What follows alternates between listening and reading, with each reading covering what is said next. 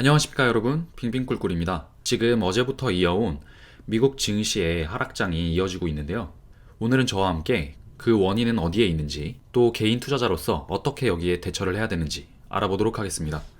먼저 저희 어머니처럼 이게 하락장이 왔는지 아닌지 모르시는 분들도 계실 거라고 생각을 해요.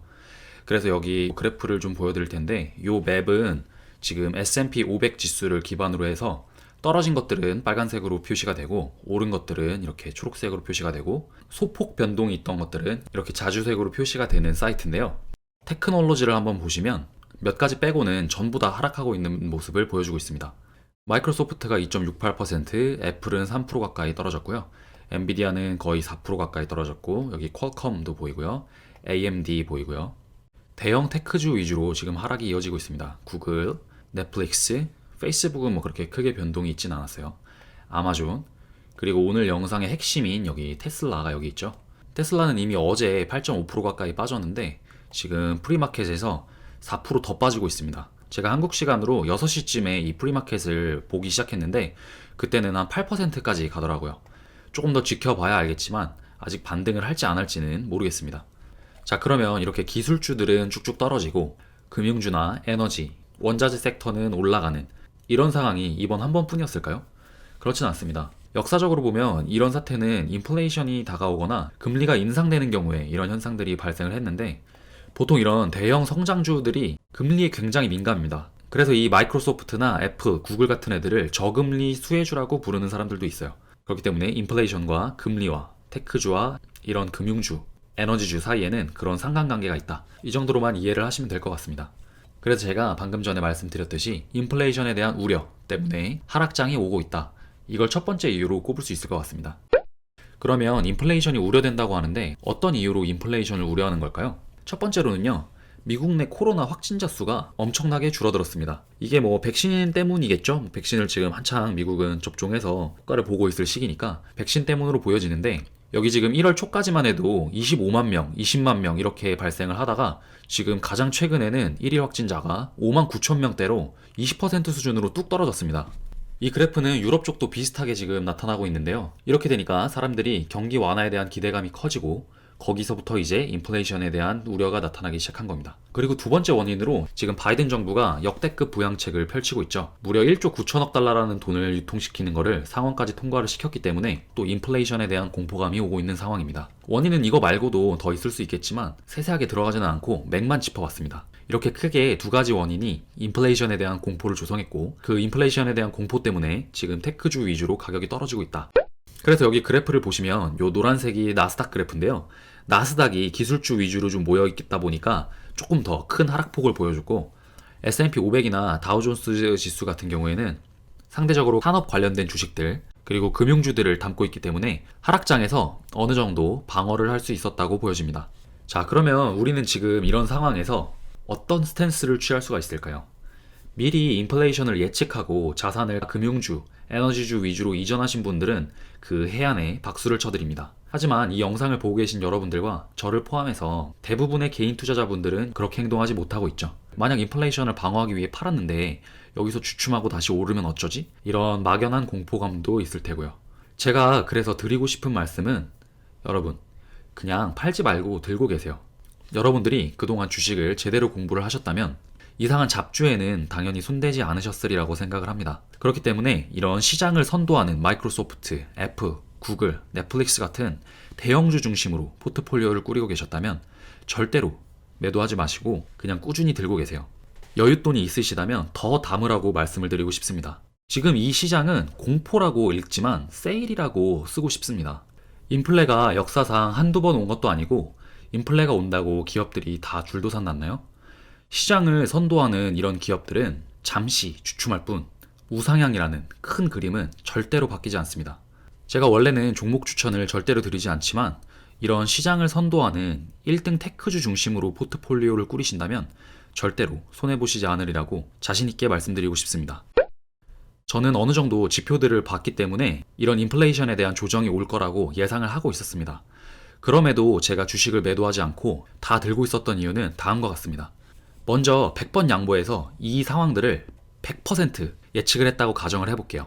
그래서 갖고 있던 성장주 중심의 주식들을 전부 다 매도를 하고 금융주 중심으로 다 갈아탔습니다. 그렇게 되면 수익률이 따따블이 되겠죠.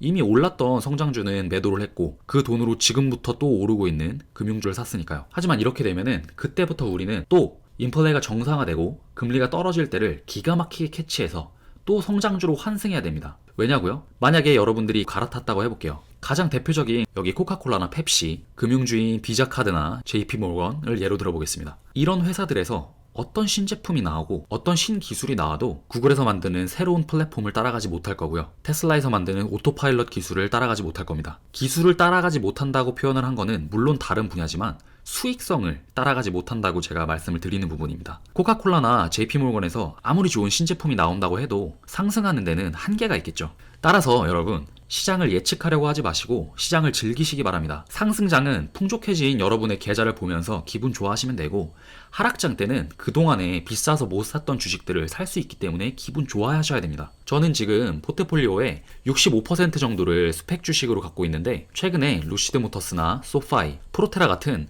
대여들이 합병을 해서 나가기도 했고, 이번에 제가 갖고 있는 스펙 주식들이 이유가 없이 급등한 애들이 몇 개가 있었어요.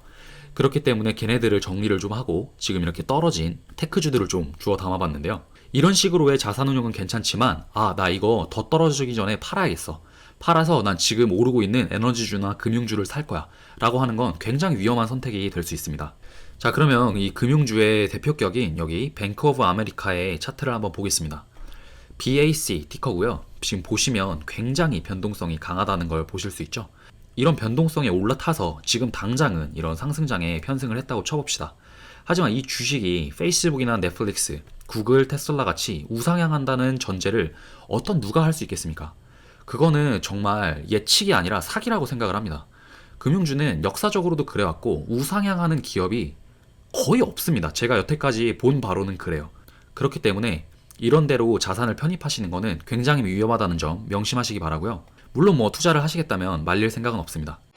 두 번째로는 또 이렇게 자산 이동을 하게 되면은 엄청난 세금이 달라붙죠. 우리는 지금 2%, 3% 떨어진 이 주식들이 불안해서 매도를 하고 이쪽으로 넘어올 텐데, 이미 250만 원 이상의 수익이 발생하신 분들은 22%의 양도소득세를 내셔야 됩니다.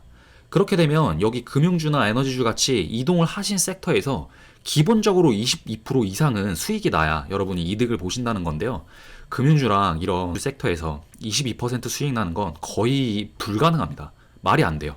이거는 제가 근거 없는 말씀을 드리는 게 아니라 그동안에 10년, 20년 차트를 두고 한번 봐보세요. 20% 이상 이 회사들이 오를 때 얼마나 걸렸는지를 보시면 답이 나온다고 생각을 합니다. 따라서 일단 제 생각은 이렇고, 여러분들도 물론 의견이 다를 수는 있어요. 그렇기 때문에 의견을 댓글에 자유롭게 나눠주시면 저도 같이 토론하고 공부하는 기회로 삼아보겠습니다. 자, 오늘 영상은 여기까지고요. 여러분, 제가 다시 한번 강조를 드리지만 하락장이 왔을 때 당황하지 마시고 여윳돈이 생기시면 반드시 테크주 중심으로 담아보시길 권해드립니다. 이때 여기서 어떤 회사가 평생 동안 보유를 해도 망하지 않을 것인가, 이 회사의 수익 구조는 어떻게 되고 재무제표는 어떻게 되는가, 기본적인 공부는 당연히 하셔야 됩니다. 이게 1등 기업이라고 영원한 게 아니에요. 지금은 애플이 전세계 시총 1위지만 이게 언제 바뀔지는 몰라요. 원래 마이크로소프트가 1등이었는데 애플로 바뀐 지 얼마 안 됐죠. 작년에 바뀌었습니다. 그렇기 때문에 기업에 대한 공부는 이런 1등 기업이더라도 반드시 하고 들어가셔야 된다. 하지만 이런 1등주 위주로 포트폴리오를 구성을 하신다면 리스크는 거의 제로에 가깝다. 이 정도로만 요약해 보겠습니다. 그러면 저는 또 다음번에 유익하고 재밌는 재테크 소식과 영상으로 여러분들을 찾아뵙겠습니다. 제가 그리고 최근에 구독자 3,000명을 찍으면서 동시에 수익 창출이 승인이 났는데 이게 다 구독자 여러분들 때문이라고 생각합니다. 정말 진심으로 여러분들께 감사드리는 마음이 정말 큽니다. 그래서 정말 제 사비를 써서 그 주식 책을 나눠드리는 이벤트를 해보고 싶은데 제가 이거를 계획을 말했더니 제 친동생이 아무도 신청 안 할 것 같다 그래서 이 소심한 마음에 아직 글을 못 올리고 있는데요. 여기 댓글에 참여 의도를 좀 말씀을 해주신다면 제가 용기를 조금 내서 커뮤니티 게시글로 여러분들께 주식 책을 좀 나눠드리고자 합니다. 다시 한번 감사드리고 진짜로 다음 영상에서 뵐게요. 감사합니다.